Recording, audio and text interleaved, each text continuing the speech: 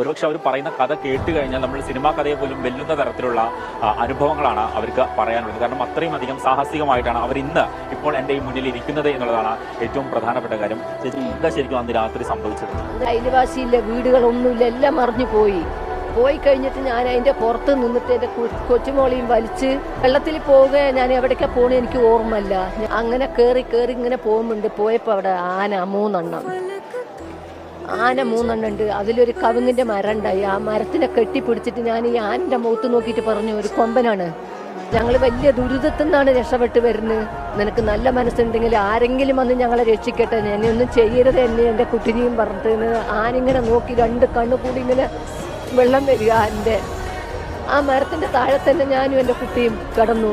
രാത്രി 1:30 സംഭവിച്ചിട്ട് 6 മണി വരെ രാവിലെ ആ മരത്തിൻ്റെ താഴെ ഞങ്ങൾ കിടന്നു.